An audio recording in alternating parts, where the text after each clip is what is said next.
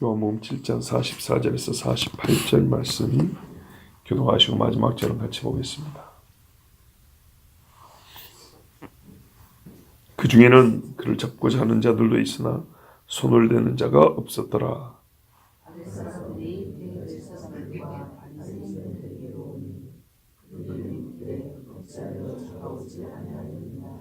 아랫사람들이 대답하되 그 사람이 말하는 것처럼 말한 사람은 이때까지 없었나이다 하니,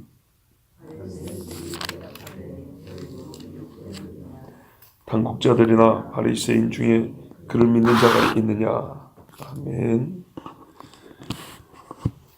예수님이 나는 하늘에서 내려온 떡이고 나를 믿는 자는 그 배에서 생수가 나오리라.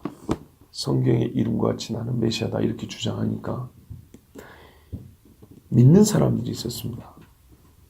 그리고 반대로 잡고자 하는 사람들이 있었습니다. 손을 대는 자가 없었더라.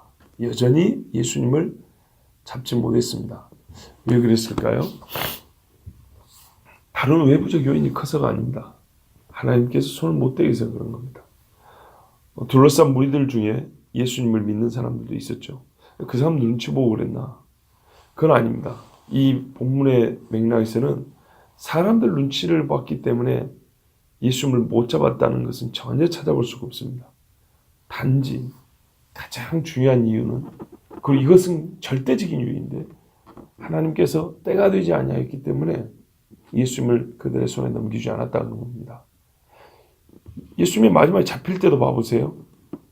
잡힐 때도 보면 이 사람들이 어떤 눈치를 봐서 못 잡고 그런 건 아닙니다.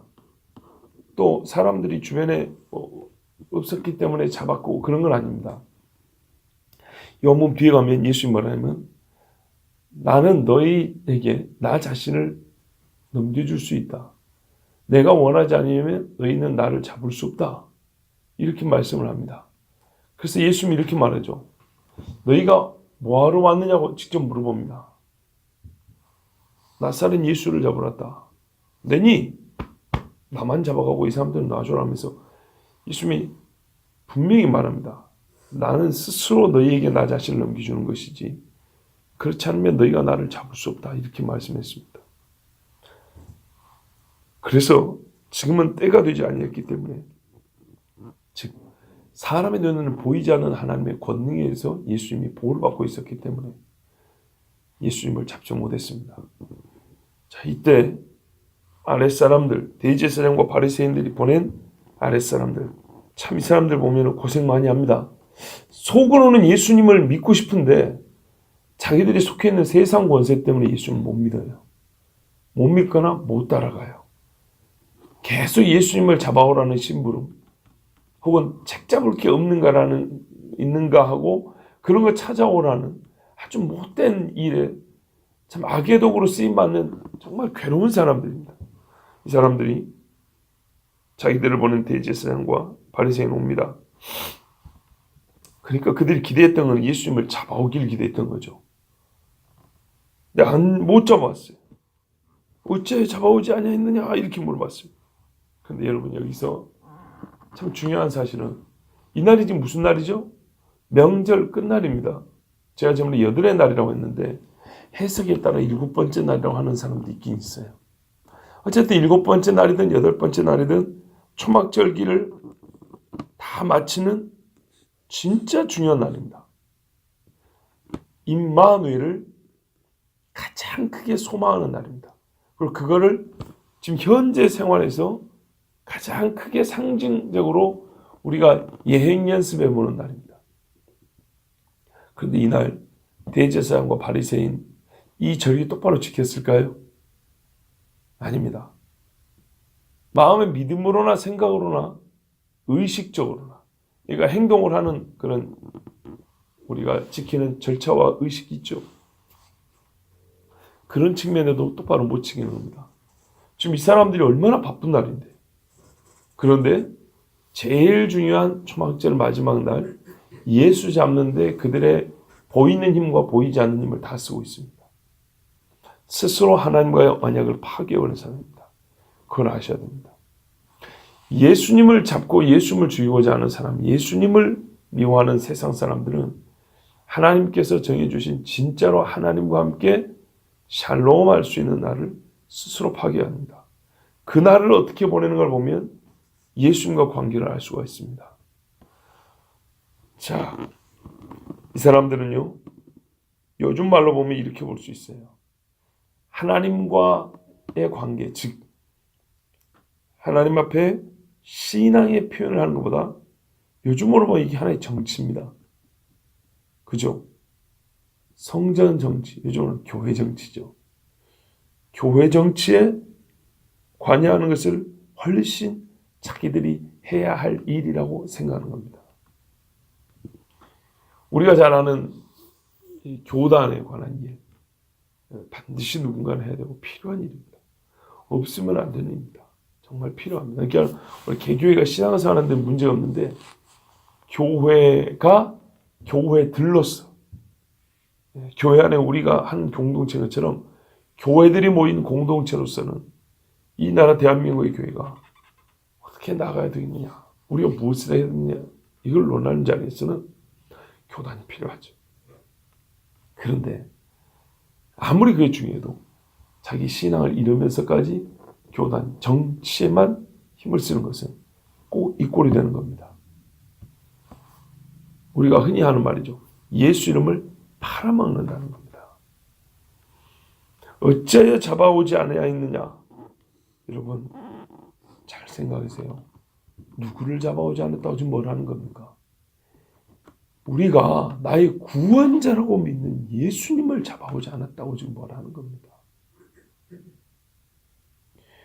세상에 지옥에서 우리를 건져줄 수 있는 분을, 그러니까 죽은 다음에 아니라 이렇게 지옥에 빠지지 않도록 우리를 살려줄 수 있는 분을 죽여야 되는데 안 잡았다고 지금 뭘 하는 사람들입니다. 어떻게 이럴 수가 있을까요? 이 절기 마지막 날, 그러면 여러분 안 잡았다고 뭐라 한다는 것은 이 보낸 사람 하속인들, 옛날에는요 아랫사람이 한자말 하속이라고 했단 말이죠. 그냥 아무것도 모르는 사람들에게 명령만 한번 잡아올까요? 유대인인데요. 그렇지 않습니다. 이 사람들에게 미리 주입해야 될 주사약이 있습니다. 예수는 미혹자라는 주사약을 놓은 겁니다. 무슨 말이냐면 이 사람들이 보냄받을 때는 순순히 갑니다. 듣고 보니까 아닌데 이런 겁니다. 그러니까는 잡아오라고 보냄받을 때는 별 말 없이 간다고요. 왜요? 대제사장과 바리새인들이 이렇게 가르쳤거든요. 줄기차게 백성들에게 예수는 미혹자다. 갈릴리에서 어떻게 사는 것이 나오겠냐. 나사렛에서는 선지자도 안 나온다. 메시아 오면 우리가 어디서 온지 알지 못한다. 이런 식으로 예수는 미혹자라고 아주 열심히 가르쳐놨습니다. 그 말을 이 하속인들은 듣고 지금까지 지내왔습니다.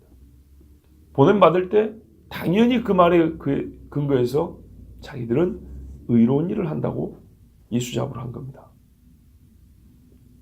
잘못된 것을 아주 열심히 배우는 게 가장 큰 문제라고 그랬습니다. 그런데 감사히도 하나님은 이들에게 기회를 줍니다. 아랫사람들이 이렇게 말합니다. 그 사람이 말하는 것처럼 말한 사람은 이때까지 없었나이다. 이게 아주 중요합니다.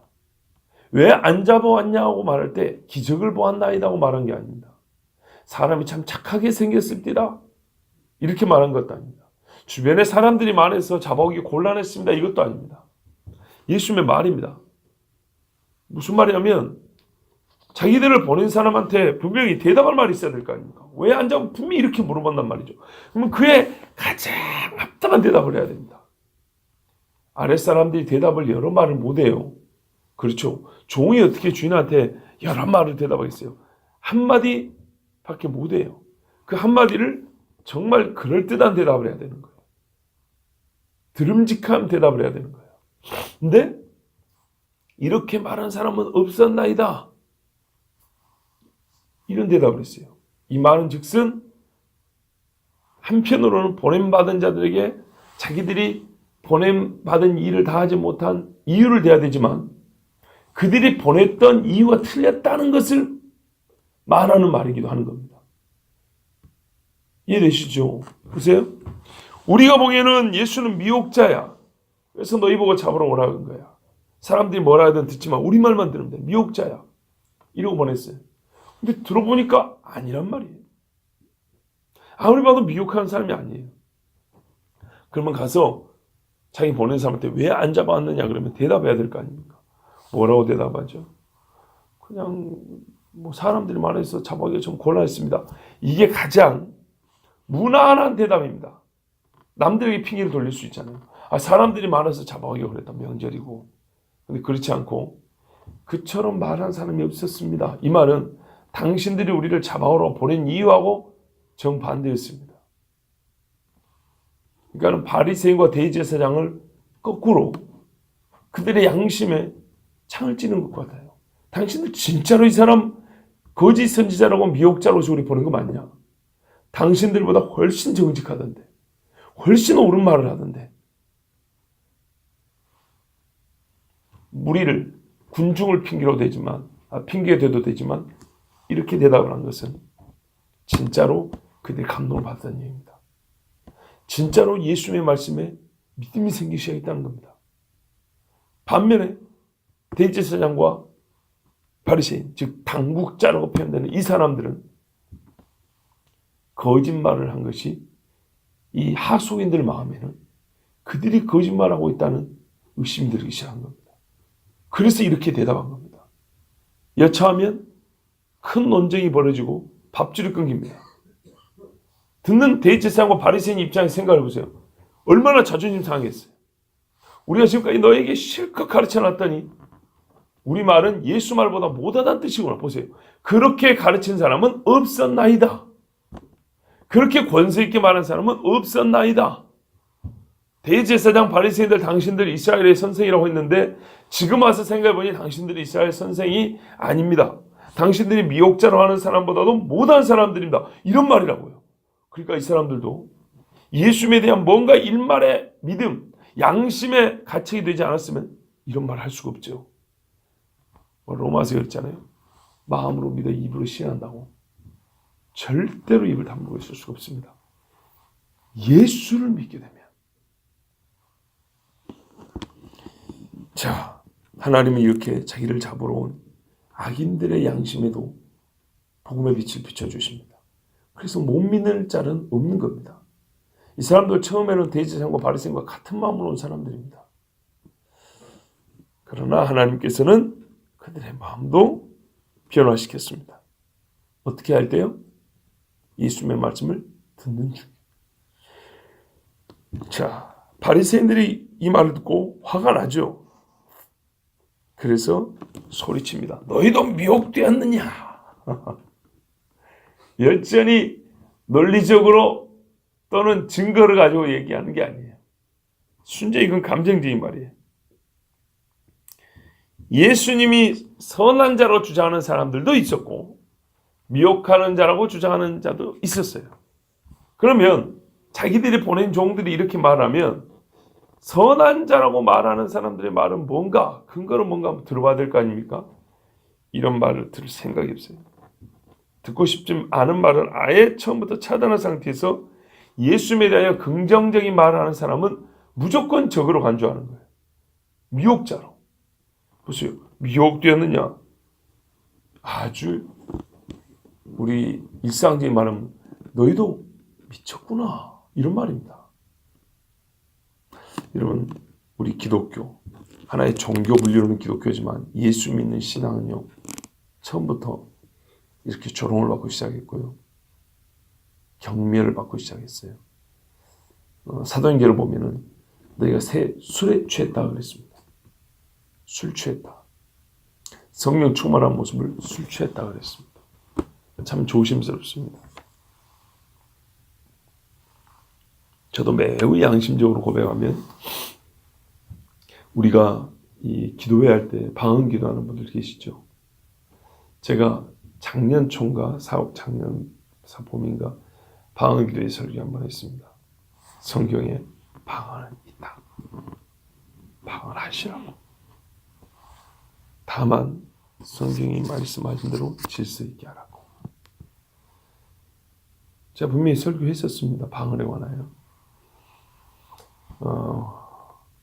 어떤 이들은 그래요. 방언은 이 많이 배운 사람들은 안 하는 거고 못 배운 사람들이 하는 거라고.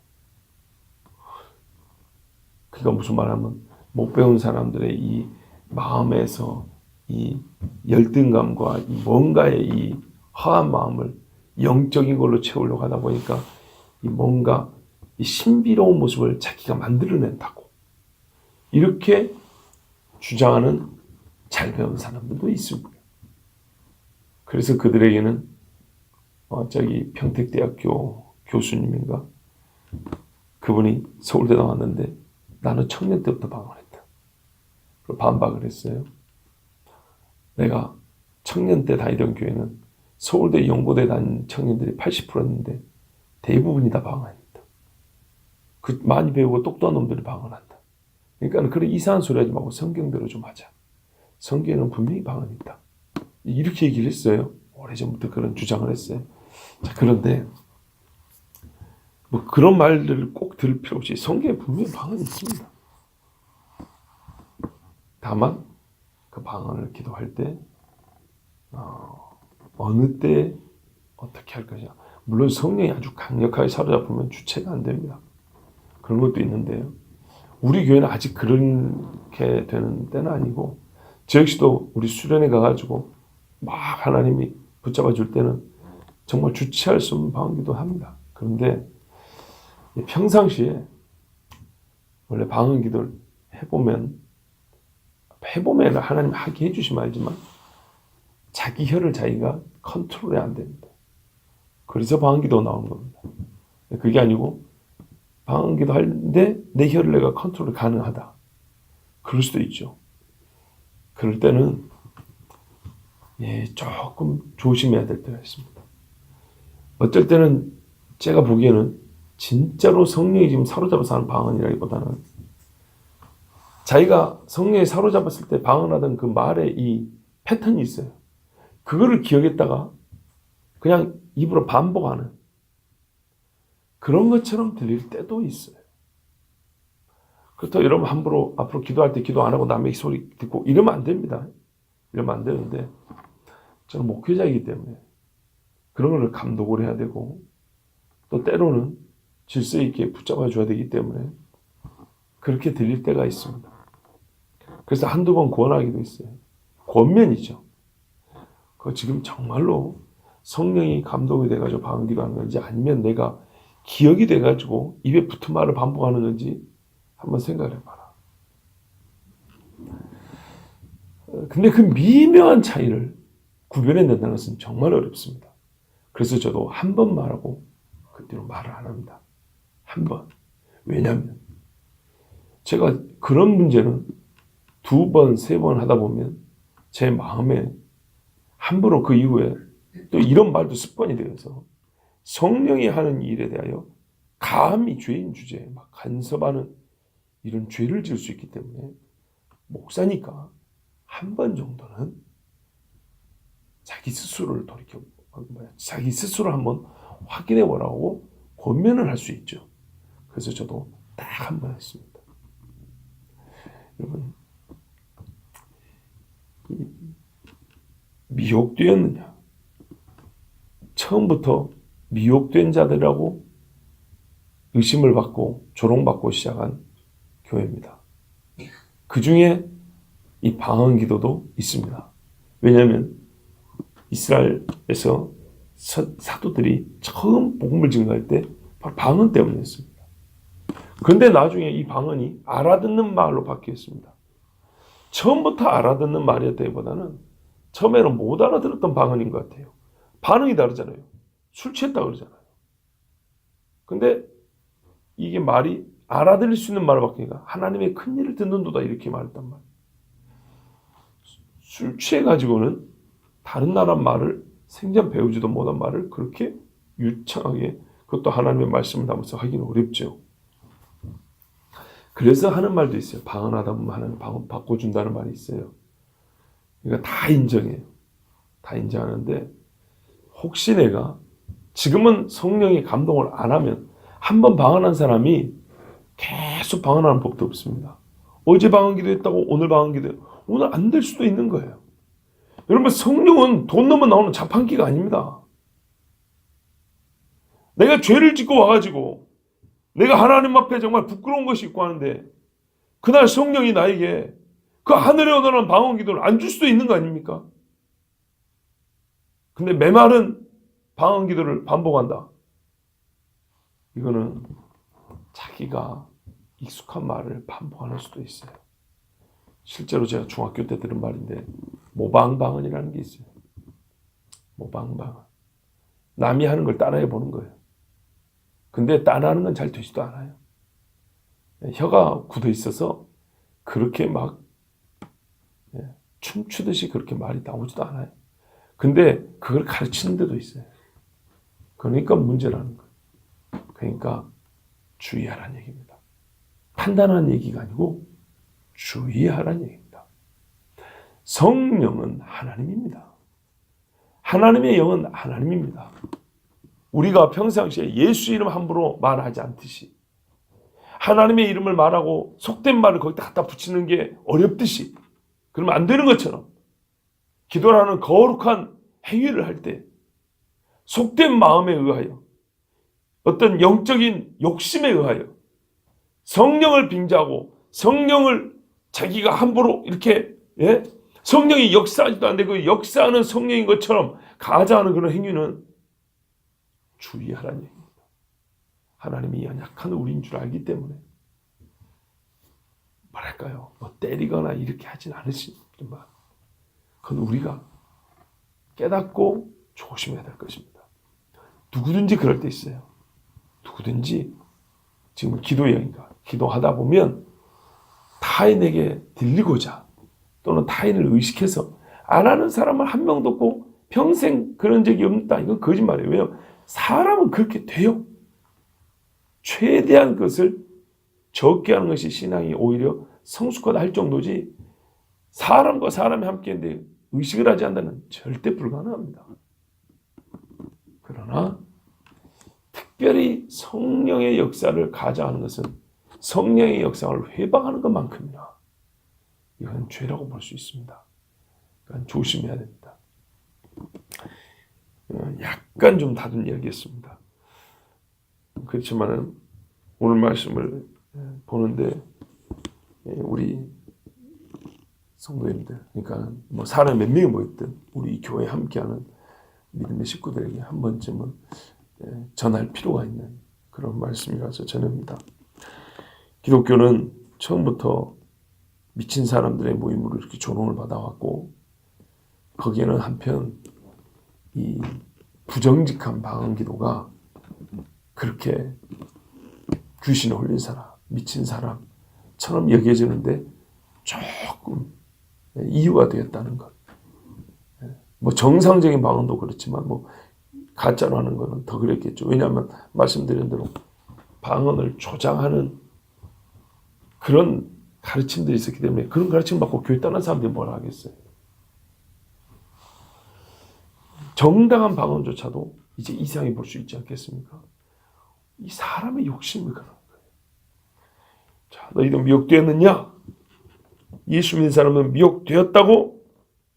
사람들은 믿지 않은 사람은 처음부터 이렇게 말을 합니다. 예수님에 대한 정당한 주장이나 근거는 찾아보고 들어볼 생각조차 하지 않습니다. 이게 썩은 양심입니다. 그러면서 이유를 두 가지 됩니다. 미혹되었다는 증거를 두 가지 되는데 두 번째는 내일 보고요. 오늘 그중에 한 가지가 뭐냐면 당국자들이나 바리새인 중에 그를 믿는 자가 있느냐. 관원들이 내세운 하수인들의 예수에 대한 판단이 틀렸다는 증거. 첫 번째, 우리가 생각하는 이스라엘과 유대 중에 권세 있는 자, 똑똑한 사람, 높은 사람들은 예수 안 믿는다가 이유입니다. 여러분 이게 얼마나 바보 같은 이야기인가 한번 생각해 보세요.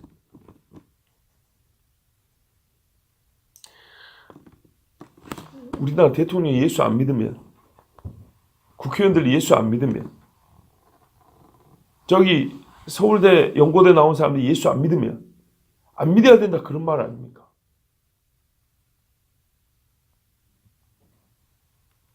그렇지 않습니까? 유대 당국자들이나 그러니까 관리들을 말하는 겁니다. 이게 관리. 공무원이요, 요즘 말하는 공무원. 공무원들이나 바리새인은 그때 당시 율법의 전문가들입니다. 그럼 신학교 교수들이 예수 안 믿으면 안 믿어야 되고 공무원들이 예수 안 믿으면 안 믿어야 되고 아이고 그럴 것 같으면 옛날에 공무원들이 전부 다 공무집행으로 예수 믿는 사람 잡아 죽였는데 어떻게 해야 될까요? 이런 말도 안 되는 이야기가 어디 있습니까? 예수를 믿어야 할 근거는 예수님께 있는 것이지 누군가가 그를 안 믿었다고 예수 안 믿을 증거가 되는 게 아닙니다. 왜냐하면 바로 그 누군가도 예수를 믿어야 될 사람이기 때문입니다. 예수님이 구원해 주는 사람입니다. 그리고 이 땅에 이렇게 악한 사람이 어디 있다고요? 이렇게 악한 사람들이 어디 있습니까? 그래서 바리새인들의 말은 기껏해야 자기들이 갖고 있는 예수님에 대한 나쁜 편견을 강화하는 것밖에 되지 않습니다. 유대 사회에서 존경받는 자들의 권위와 명예를 이용해서 그들 편에 있는 자로서 생각과 판단을 요구하는 겁니다. 이 땅에 누가 명예 있는 사람이야? 누가 높은 사람들이야? 그 당국자들 바리새인들이지. 너희들 원래 우리 편에 있었잖아. 그걸 강조하는 거야. 너희는 우리 편이야. 원래 내 편이야. 이것만 강조하는 겁니다. 일종의 협박이죠. 말 그대로 이 사람들은 종이 아닙니까? 너희들을 보낸 주인들 중에 누가 예수 믿느냐? 여러분, 당국자들과 바리새인들이 옳습니까? 그들이 항상 옳습니까? 그렇지 않습니다. 그렇다면 확인을 해봐야 되고 자기들의 주장을 스스로 점검을 해봐야 되겠죠. 그런데 이 사람들은 그들의 믿는 바가 진리고 믿지 않는 바는 거짓이라는 말 그대로 판단자의 판단을 내린 후에 말하고 있습니다. 그러면 이 말은 사실입니까? 당국자 중에 바리새인 중에 예수 믿는 사람 없습니까? 있습니다. 여자아이 딸이 있었는데 죽게 된 아버지가 있었죠. 그래서 예수님 모셔왔죠. 딸이 중간에 죽어버렸습니다. 달리다 구우면 살렸죠. 성경에 보면 뭐라 하면은 이 사람은 그 나라의 관원입니다. 공무원입니다. 또 헤롯의 신하의 아들, 그건 요한복음에 나와 있습니다. 아까 그 마태복음도 있고 요한복음 보면 뭐라고 되어 있습니까? 왕의 신하입니다. 즉 궁중 관리입니다. 그런데 이 사람이 어떻게 했다고요? 자기 아들이 죽게 되었으니까 예수님 앞에 엎드립니다. 그럼 바리새인 중에 니고데모는 예수 믿었죠? 아리마대 사람 요셉은 뒤에 나오지만 이 사람 누굽니까? 공회원입니다. 요즘으로 말하면 국회의원입니다.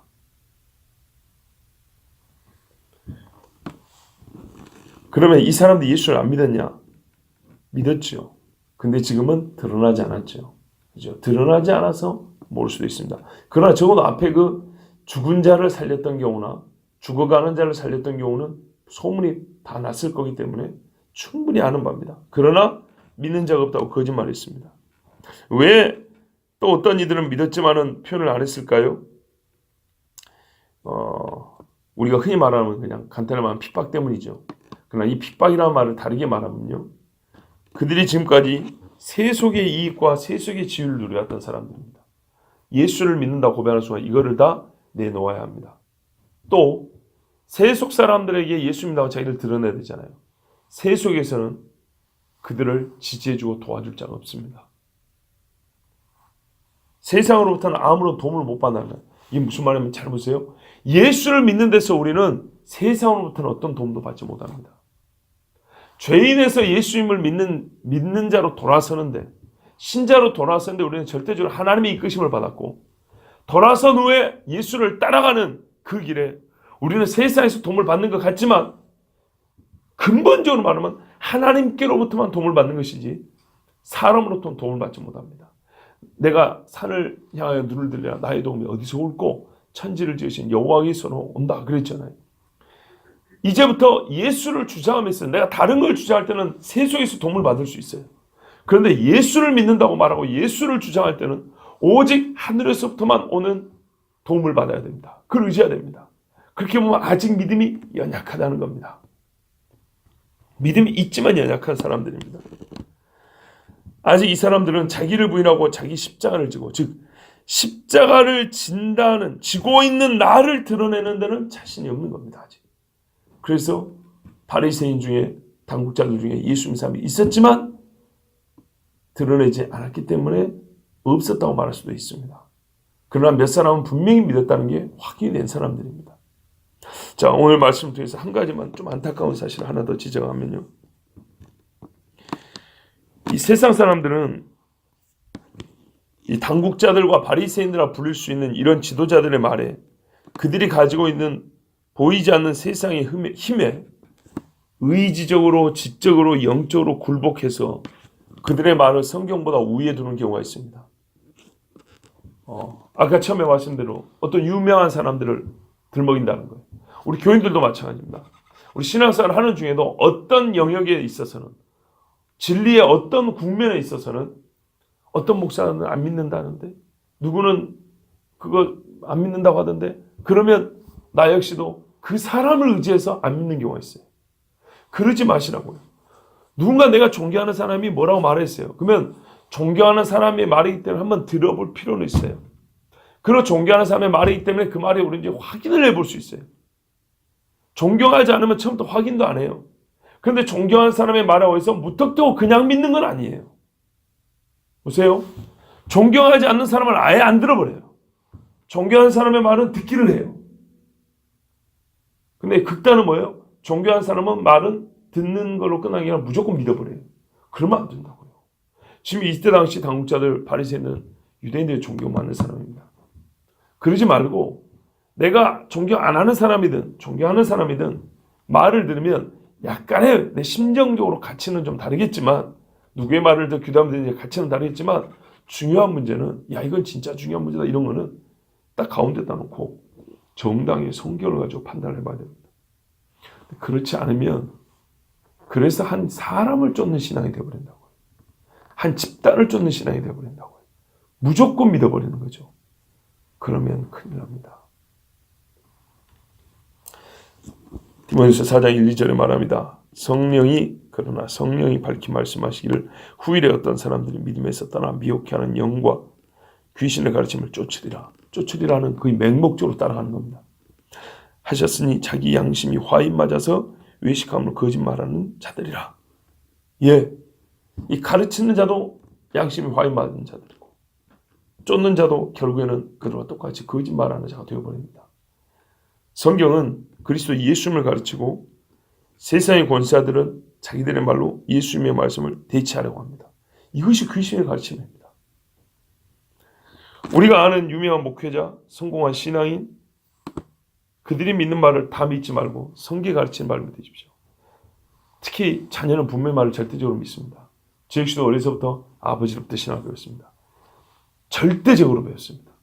그러나 자라면서 어떤 것은 아버지한테 제가 거꾸로 가르쳐야 됩니다. 이거는 아닌 것 같다고. 이거는 다시 생각해 볼 필요가 있다고. 이거는 조금 다른다고. 그러면서 서로 대화하면서 성경을 가지고 대화하면서 조금 조정해 가기도 하고, 서로 이거는 솔직히 우리가 잘 모른다 하고 유보해 놓기도 하고, 이게 좀 뭔가 정리가 돼 갑니다. 예, 여러분, 예수를 믿는 신앙은요, 우리가 성경으로 배우는 겁니다. 성경으로 말하기 때문에 세상은 우리 보고 미혹됐다 하겠지만, 왜? 세상은 자기 말하고 다르니까요. 그러나 이것이야말로 진리입니다. 끝까지 여러분에게 저는 이 한 가지를 전합니다. 성경으로 예수를 믿어야 됩니다. 그러면 세상이 우리를 보고 혹 미혹된 자라 할지라도 그 말이 틀린 것이고, 그들이 귀신의 가르침을 따르는 것이고 하나님의 영의 가르침을 따르는 복된 사람이 될 것입니다. 기도하겠습니다. 하나님 아버지 감사합니다.